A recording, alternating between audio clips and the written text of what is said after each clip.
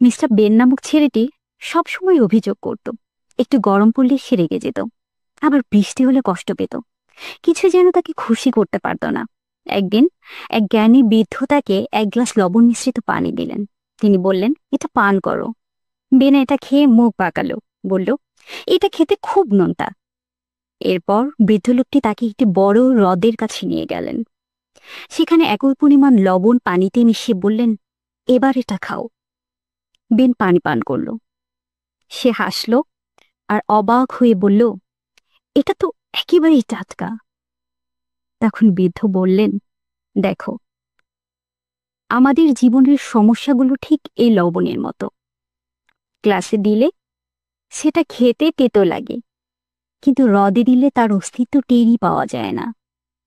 তেমনটি তোমার হৃদয় যদি ছোট হয়, তখন ছোট সমস্যাও অসহ্য মনে হবে। কিন্তু হৃদয় যদি হ্রদের মতো বড় হয়, কোনো সমস্যাই তখন তোমাকে আর কষ্ট দিতে পারবে না। সেদিনের পর থেকে বেন আর কখনোই কোনো অভিযোগ করেনি, কেননা সে শিখেছিল, জীবনে সুখী হতে চাইলে হৃদয়কে ঠিক হ্রদের মতোই বড় করতে হবে।